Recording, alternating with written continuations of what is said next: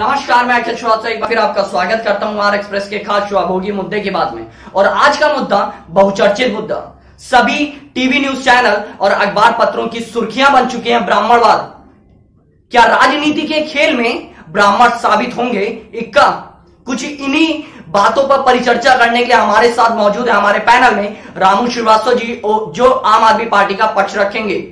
वहीं हमारे पैनल में दूसरी ओर भाजपा का और सत्ता का पक्ष रखने के लिए अजय त्रिपाठी जी मौजूद हैं। आइए सीधे चलता हूं रामू दादा के पास। दादा, सबसे पहला सवाल यह कि बीते दिनों एक बयान जारी होता है और लखनऊ में आम आदमी पार्टी का कार्यालय, बात सामने आई कि जबरन बंद करवा दिया गया। किस बात को लेकर? देखिए, हमारे राज्यसभा के सांसद आदरणीय संजय सिंह जी, प्रवक्ता आम आदमी पार्टी, उन्होंने एक बयान जारी किया कि उत्तर प्रदेश में ब्राह्मणों की हत्या हो रही है।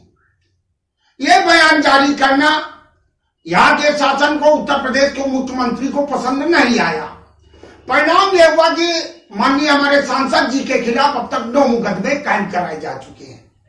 हमारा आम आदमी पार्टी का प्रदेश कार्यालय मकान मालिक को हड़का करके जबरन बंद कराया गया। लेकिन अरे भाई, क्या करोगे? हम आम आदमी हैं, हम आंदोलन से निकले हुए लोग हैं, हम सड़कों पे अपना कार्यालय चला लेंगे। लेकिन अगर हमारे सांसद ने कहा तो कहीं ना कहीं ब्राह्मणों की हत्याएं हुई हैं, चाहे प्रयागराज का मामला हो, मऊ का मामला हो, कासगंज का मामला हो, फर्रुखाबाद का मामला हो, उन्नाव का मामला हो, कितने ब्राह्मणों की हत्याएं हुई, क्यों हुई? और सवाल इस बात का है कि ये किसने कहा, किस तूल से कहा जाता है कि ब्राह्मण हत्या की गई? और अगर ब्राह्मणों की हत्या नहीं हुई तो आज सारी राजनीतिक पार्टियां ब्राह्मणों के पक्ष में बयान देने के लिए क्यों खड़ी हुई? अजय जी, सीधे आपके पास आऊंगा। जिस प्रकार के आरोप लगाए गए, क्योंकि आपकी पार्टी स्वयं सर्वप्रथम ये कहती हुई आई है कि वो शालीन पार्टी है, सभी को पूरा मत दिया जाता है, सबके अधिकार होते हैं, पर क्या जबरन बंद करवाना, इस प्रकार के जो आरोप लग रहे हैं, इस पर क्या कहेंगे आप? अपने क्या बात रखेंगे भाजपा की तरफ से? आपका चैनल का कार्यालय है जी, कल को आपके मकान मालिक कहे भाई मैं आपसे खाली करवाना चाहता हूं, तो इसमें रायबरेली के जिलाधिकारी का क्या दोष है? इसमें रायबरेली के कप्तान का क्या दोष है? बात रखे रहा ये मकान मालिक का और किराएदार का अपना पक्ष है जी। मकान मालिक जब तक अपने किराएदार से संतुष्ट है कि भाई हमारी बिल्डिंग सुरक्षित है, हमारी बिल्डिंग में कोई अराजक कार्य नहीं हो रहा है, तब तक वो अपना मकान किराया देगा। आम आदमी पार्टी के कार्यालय में अराजक कार्य हो, अब जो भी कुछ हो रहा है वो तो आम आदमी पार्टी जाने, वहां का प्रशासन जाने, वहां का मकान मालिक जाने, अजय त्रिपाठी क्या जानेंगे रायबरेली में बैठ के? भैया ये बताइए रामू जी, क्या कहेंगे इस बात पे? क्या अराजक काम हो रहे थे आपकी पार्टी में? कोई भी आप जानते हैं, आप भी एक सामाजिक व्यक्ति, हमारे छोटे भाई अजय भी सामाजिक व्यक्ति हैं। कोई किराएदार, कोई मकान मालिक किराएदार से जब खाली करने कहता तो महीना 15 दिन का समय देता, भैया मेरी जरूरत है, मेरी आप बिल्डिंग खाली कर दे। लेकिन ये तो उसको धमकाया गया कि मैं, और जब हमारे माननीय सांसद जी गए तो हमारे कार्यालय में ताला लगा हुआ था, मकान मालिक ने ताला लगा रखा था। निश्चित उस मकान मालिक को प्रताड़ित किया गया, आतंकित किया गया। ब्राह्मणवाद पे आता हूं डायरेक्ट। सबसे बड़ी चीज है कि देखा गया है कि रिसेंटली 2 से 3 महीनों की बात की जाए तो ब्राह्मणों पर जो अट्रैक्शन राजनीतिक पार्टियों का है, उसको लेकर क्या कहेंगे अजय जी? क्योंकि आपकी पार्टी के ही एक सांसद हैं, एमएलसी ने इस बात को रखा कि वो बीमा, जो सवर्ण वर्ग के जो ब्राह्मण हैं उनको बीमा की सुविधाएं देंगे, तो क्या बात रखेंगे उस पर? देखिए, भारतीय जनता पार्टी पहली बात तो कभी जातिवाद की बात नहीं करती जी। भारतीय जनता पार्टी कभी एक जाति धर्म मजाक की बात नहीं करती जी। भारतीय जनता पार्टी कहती सबका साथ सबका विकास जी। अगर एमएलसी महोदय ने ऐसी कोई बात कही तो एमएलसी महोदय की अपनी इच्छा होगी कि भाई हो सकता है हम जिस समाज से आते हैं, चलिए उस समाज को उचित करें, अपनी तरह से विवाह कराएं। पर ये एमएलसी महोदय बता सकते हैं कि भाई वो क्या करना चाहते हैं, क्या नहीं करना चाहते हैं। हमारी ना उनसे कोई बात हुई है ना इस बारे में, अभी हमें कोई इसकी कोई जानकारी है। उनका ये बयान जारी हुआ, उन्होंने कहा कि पार्टी इस प्रस्ताव को ला रही है और इस पर पूर्णतः रूप से विचार हो रहा है।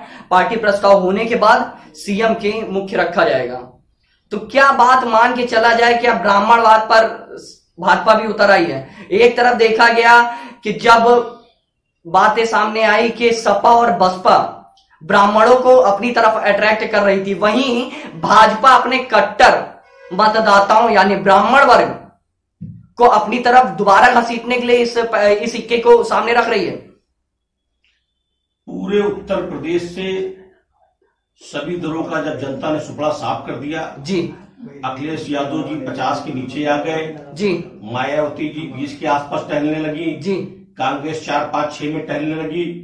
इनके पास कोई दूसरा मुद्दा इनको मिला नहीं, क्योंकि भारतीय जनता पार्टी ने कभी जाति धर्म क्षेत्र मजाक की बात नहीं की जी। तो अब इनको लगा कि क्यों ना एक नया मुद्दा खोजा जाए और एक जात विवाद की नई फसल पुनः पैदा की जाए। आप ये मानते हैं 16% ब्राह्मण है, क्या उनको अट्रैक्ट करना 2022 के चुनाव को लेकर? जो भी विपक्षी दल होते हैं अपने हथकंडे बनाते हैं, मगर ब्राह्मण जो है बड़ा जागरूक वर्ग है, बड़ा जागरूक समाज है। ये जो भी कुछ करेगा ये अपना निर्णय बड़ा सोच समझ के करता है। ये इस तरह बहकावे में आके ये इस तरह कुछ लोगों के बहकावे में निर्णय नहीं करेगा। आप भी जानते हैं, उसको पता है कि आप जानते हैं सुरक्षित है। हमारे छोटे भाई अजय भी जानते हैं, ये स्वीकार नहीं करेंगे। ये जुमलों की सरकारें हैं। 2 करोड़ लोगों को हर साल नौकरी देंगे, 15 लाख बैंकों में आएंगे, सबका साथ सबका विकास करेंगे। मैंने क्या कहा, इनके यहाँ एक ड्राई क्लीनिंग मशीन है। उस मशीन में जो आज राष्ट्र विरोधी होता है, जो इनके खिलाफ बोलता है, और कल वो घर इनके साथ चला जाए और उस मशीन से एक तरफ डाल करके दूसरी सबसे निकाल दिया जाता, वो ड्राई क्लीनर हो जाता है और वो राष्ट्रवादी हो जाता है। जैसे अभी शाहीन बाग का आपने शहजाद को देखा, शाहीन बाग कह रहे थे, और शहजाद अली जैसे ही इनकी पार्टी में आता है वैसे वो राष्ट्रवाद हो जाता। जब तक वो शाहीन बाग में था वो आतंकवादी था, वो पाकिस्तानी था, वो देशद्रोही था, और जैसे ही इनकी ड्राई क्लीनिंग मशीन से बाहर निकला वैसे ही वो राष्ट्रवाद हो गया। बात रखिए अजय जी। एनआरसी के मुद्दे को लेकर एक पूरे देश में प्रोपेगेंडा फैलाया गया जी। विपक्षी दलों के पास कोई मुद्दा बचा नहीं जी। उनके द्वारा लगा जितना इस देश में भ्रष्टाचार, जातिवाद से लेके जो भी धार्मिक उन्माद फैलाए गए, पूरे देश में दंगे कराए गए, वो जनता ने देखा। उनके पास कोई मुद्दा नहीं बचा। तो सरकार ने कहा कि भाई हम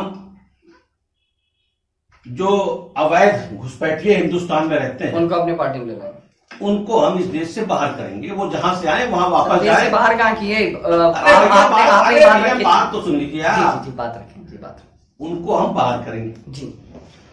अब हमारे जो भी विपक्षी दल के लोग हैं उन्होंने कहा कि भैया आप कोई मुसलमान देश में रह नहीं जाएगा, ये सब पाकिस्तान चले जाएंगे। इनको ये भारतीय जनता पार्टी सरकार पाकिस्तान भेज देगी। एक माहौल बना है पूरे देश के अंदर। मगर जब जागरूक समाज जो हमारा जो मुसलमान समाज के जो जागरूक लोग जब उन्होंने उस पूरे कानून को पढ़ा तो उन्होंने कहा तो जो रोहिंग्या मुसलमान है या अवैध तरीके से बांग्लादेशी घुसपैठिए हैं, सरकार ने उनको निकालने की बात की है। तो उन्होंने अपने समाज को समझाने का प्रयास किया कि जो सरकार कर रही है ये आपके हित में कर रही है। जो आपका रोजगार, जो आपका पैसा, जो आपका मेरी बात पूरी होने दीजिए, जो आपके विकास का पैसा है वो जो घुसपैठिए खा रहे हैं वो आपके काम आएगा। तो उन लोगों को लगा कि नहीं भाई ये काम सही सरकार सही करने जा रही। तो हो सकता है शहजाद भाई को भी समझ में आया हो कि सरकार जो काम कर रही है वो सही करने जा रही है। एक मिनट मेरी बात सुनिए। मुझे आप बात रखिए। अरे भैया जब बात देखिए हमारे छोटे भाई अजय जी, ये बीजेपी है, बहुत झूठा पार्टी है। 6 साल में इनका 5 साल का कार्यकाल पूछ लो, एक भी इन्होंने सरकारी स्कूल बनवाया हो आप रिकॉर्ड से निकाल लीजिए। इन्होंने कौन सी नई एक फैक्ट्री लगाई है भारत के अंदर, आप बताइए। मेरा शहर रायबरेली है, क्या एक फैक्ट्री इतनी बड़ी कोरोना महामारी है, क्या हमारे रायबरेली के जिला अस्पताल में एक वेंटिलेटर आज तक ला पाए? कहां गए इनका विकास, कहां गया इनका सबका साथ सबका विकास? जो इनके साथ है वो इनके साथ है, जो इनके खिलाफ बोलेगा उसके खिलाफ कर 153 का मुकदमा कायम करा देंगे। क्या समझा जाए? हमारे रामू भाई है जिनकी जैसी आवाज लाने के लिए हमको पहले 4-5 गिलास पानी यानी पी के आना पड़ेगा। जी बिल्कुल। नंबर 1 बात रखें। हम बात कर रहे थे एनआरसी की, हम बात कर रहे थे शहजाद की, शहजाद निश्चित रूप से शहजाद भारतीय जनता पार्टी में है तो शहजाद से भी पूछना चाहिए कि भाई अभी तक आपको भारतीय जनता पार्टी खराब लग रही थी, क्यों अच्छी लग रही है जी। और रही बात की शहजाद भारतीय जनता पार्टी में आके धुल जाएंगे, राष्ट्रवादी हो जाएंगे, निश्चित हो जाएंगे। जब वो भारतीय जनता पार्टी में आके भारत माता की जय करेंगे, जब वंदे मातरम करेंगे तो निश्चित रूप से उनका जो मन वो बदलेगा। क्योंकि अभी तक तो वो जिन दलों में थे वहां पे तो कुछ और आप इनके इस बयान पे कितने सवाल निकाल सकते हैं? कोई और एक बयान पे इतने सवाल खड़े होते, बात रखें उनके बयान पे इतने सवाल खड़े होते हैं कि एक सबका साथ सबका विकास आज भारत के संगीत ढांचे ही ध्वस्त करे दे रहे हैं। आपने क्या देखा? कोरोना में देरी क्योंकि लॉकडाउन में, क्योंकि मध्य प्रदेश की इनको सरकार गिरानी थी।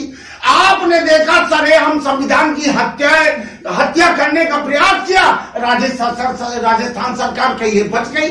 क्या करते हैं ये बहुत झूठा पार्टी बीजेपी, इसलिए मैं कहता हूं बहुत झूठा पार्टी। अजय जी बात देखिए, आम आदमी पार्टी तो जन्म से ही जब इसने जन्म लिया और जिसके रूप में जन्म लिया कि भाई अन्ना हजारे जी को लेके आके इन्होंने आंदोलन चलाया जी, बीच में बेचारे अन्ना जी कहां गायब हो गए आज तक पता नहीं चला। इनके जो उस समय के जो इनके कैडर थे, जो इनकी कोर कमेटी थी, उस कोर कमेटी के 80% लोग आज इनके आम आदमी पार्टी से बाहर है। आम आदमी पार्टी वो आम आदमी पार्टी है जिसने कहा भ्रष्टाचार के खिलाफ लड़ रहे हैं, हम कांग्रेस के भ्रष्टाचार के खिलाफ आंदोलन कर रहे हैं, हम कभी राजनीति नहीं करेंगे। मगर जब उनको लगा कि नहीं अब इससे अच्छा अवसर कौन आ सकता है केजरीवाल जी को, तो उन्होंने सबको किनारे करके कहा कि नहीं हम राजनीतिक दल बनाएंगे, और राजनीतिक दल बना के उन्होंने चुनाव लड़ा, और जब कुछ सीटें कम आई तो उसी के गोद में जाके बैठ गए जिसके खिलाफ। देखिए, आपने कहा कि ब्राह्मणों को लेकर भारतीय जनता पार्टी स्वयं तत्पर है और सारी चीजें कर रही है, पर आपके ही विधायक इस बात को रखते हैं कि आपकी पार्टी में, आपकी सरकार में सबसे ज्यादा ब्राह्मण मारे जाते हैं और ब्राह्मण मारे गए हैं और उनके जो अपराधी थे उनकी गिरफ्तारी नहीं हुई। उस बात को लेकर क्या कहेंगे? सिर्फ उनका विधायक का ही नहीं, उनके समर्थन में भी एक विधायक सामने आया। देखिए हमारी बात सुनिए, मैं अपने छोटे भाई से एक बात कहना चाहता हूं जी। हम आम आदमी लोग हम जातीयता पे विश्वास नहीं करते, जातीयता की बात नहीं करते, लेकिन आगामी चुनाव में 16% ब्राह्मणों का सवाल है जो सारी पार्टियां देख रही हैं। आपको काउंटर करूंगा। आपने कहा सीए एनआरसी के ही मुद्दे पर लेके चलता हूं, आपकी पार्टी ने मुस्लिमवाद पे लाई थी, नहीं मानते हैं कि नहीं मानते? नहीं, एनआरसी में वो गरीब विभाग गांव का फंसता, जिन गांव में जिनके लोगों के पास दस्तावेज नहीं थे, तो आया ना जातिवाद, तो आप इस बात को कैसे बोल सकते हैं? गांव में तो कोई विशेष जात नहीं बनती, सब बात रखें। अजय जी आप भी बात रखें। ये वो आम आदमी पार्टी के नौजवान हमारे बड़े भाई है रामू दादा बड़े जुझारू व्यक्ति है और बात रखे बड़ा संघर्ष किया है राज्य के लोगों के लिए। इन्होंने मगर दल गलत चुन लिया है। इन्होंने ये जिस दल में गए हैं लगता है दल गलत चुन लिया इन्होंने। इनके उत्तर प्रदेश के प्रभारी ने सीधे उत्तर प्रदेश के अंदर जातिवादी कार्ड खेला है। सीधे कौन सी जात पर खेला? सामने उन्होंने जातिवाद का कार्ड खेला। किस जात पर? और जो उन्होंने बयान जी बात रखिए, किस जात पर खेला है? बयान दिया है उससे बेमुस्ता पैदा हो रही समाज के भाई। हमने मुस्लिमों पे अत्याचार किया, किसी आज भी लोग निर्दोष जेलों में भारतीय जनता पार्टी की जब से सरकार बनी है तब से उत्तर प्रदेश में एक भी दंगे नहीं हुए। भारतीय जनता पार्टी की सरकार बनने के बाद उत्तर प्रदेश का जो अपराधी है उसको समझ में आ रहा है कि एनआरसी और कैब के विरोध में क्या हुआ? एनआरसी और कैब के विरोध में क्या हुआ? दंगे नहीं हुए? दंगे नहीं हुए? गाँव में दंगे बताइए, गाँव में दंगा बताइए। विरोध हुआ खाली दिल्ली में दंगा हुआ क्योंकि वो केजरीवाल बैठे थे, केजरीवाल ने दंगा कराया, केजरीवाल ने दंगा कराया उत्तर प्रदेश के अंदर। और दंगा करने वाला बीजेपी का प्रोजेक्ट था, बीजेपी का प्रोजेक्ट था, इनका पार्षद था जिसके घर से हथियार निकाले गए। इनका वो पार्षद था जो लगातार अपने मुख्यमंत्री से बात करके लगातार कह रहा था भैया अब ये घटना हो रही, तो मुख्यमंत्री कहते और गरमाओ। मगर उनको नहीं पता था ये पार्टी सबको अभियोग दर्ज करते थे, लेकिन चार्जशीट नहीं लगाती है। उस पार्षद को नहीं पता था रामू भाई ये कांग्रेस की सरकार नहीं है, ये भारतीय जनता पार्टी की सरकार है और अमित शाह दिल्ली के गृह मंत्री है। तुम किसी भी बिल के में घुस के जाओगे तुमको घसीट कर निकाल के लाएगी सरकार। और जो दोषी है मिलेगी, वो चाहे किसी जात को किसी धर्म को, ये सब आपके भारतीय जनता पार्टी के शाहीनबाग भारतीय जनता पार्टी किसी कीमत पर कोई अपराधी नहीं बख्शा जाएगा, किसी जात किसी धर्म किसी मजाक या किसी भी दल का हो। पूरे चुनाव में शाहीनबाग करते रहे और हुआ केजरीवाल जी ने कहा शाहीनबाग वालों तुम्हारा काम खत्म हो गया तो अपने घर जाकर बैठ लो।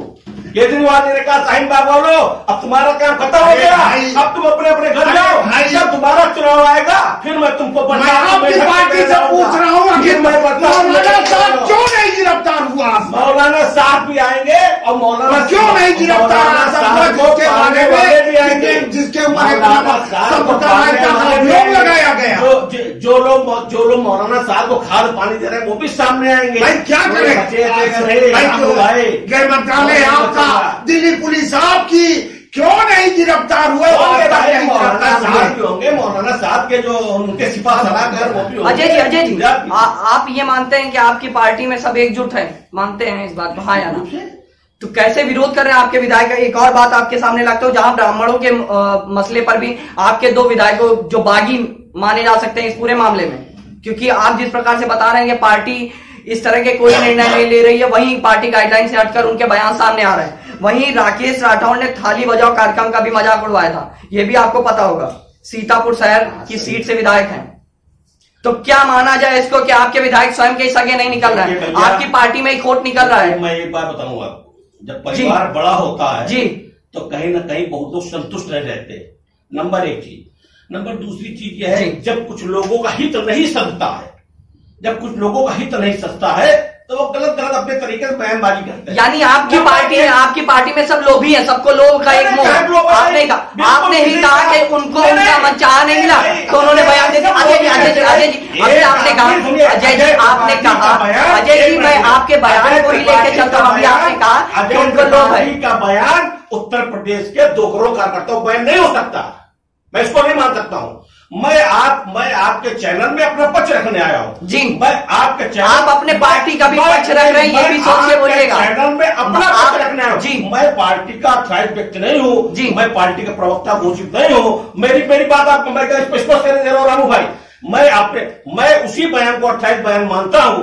माननीय प्रदेश अध्यक्ष जी कोई बात कहेंगे, माननीय मुख्यमंत्री जी कोई बात कहेंगे, पार्टी का अथॉराइज प्रवक्ता कोई बात कहेगा, उसी बात को मैं 28 बयान मानूंगा। मुझे बात रखें। मेरा ये कहना है, आप कहते हैं कि आपकी पार्टी विरोधी नहीं, आपके एमएलसी की बातों पे आप ध्यान नहीं दे रहे, उनका बयान आप नहीं मान रहे पार्टी, तो आप एक जनमत संग्रह करा लीजिए, जो भैया आवाज करा लीजिए, जनमत संग्रह आप करा लीजिए, सर्वे करा लीजिए। रामू भाई 2019 के चुनाव में दिल्ली की जनता ने आपका जनमत संग्रह कर दिया था, एक बीएनपी नहीं जीता पाए है। अरे हम लेकिन दिल्ली में हमने आपकी संख्या भी उतनी नहीं दी है, तो हमारी मान्यता जी हमने आपको विपक्ष का नेता मान लिया। आप जिस तरीके से एक कहावत है ना कि आंधी की तरह आए अब बवंडर की तरह गुम हो गए, उसी तरह आंधी की तरह आए अब बवंडर की तरह बहुत। चलिए ठीक है, इस पूरी बात को लेकर अजय जी एक और चीज साफ कर दूं कि आपके मंत्री सुरेश खन्ना ने भी सफाई दी थी इस पूरे मामले को लेकर। सांसद और विधायक के जो बयानबाजी हो रही थी, उन्होंने इस बात को रखा कि प्रवासी मजदूरों की मदद के लिए अभी जो पार्टी काम कर रही है और आगे जो विधानसभा सत्र होगा उसमें सभी जो उनके कार्यकर्ता है, सांसद, विधायक सब एकजुट होंगे, तो इस बात को भी साफ किया था। चलिए इस तरह के मुद्दों से आपको तारुफ कराता रहूंगा। अखिल श्रीवास्तव, धन्यवाद।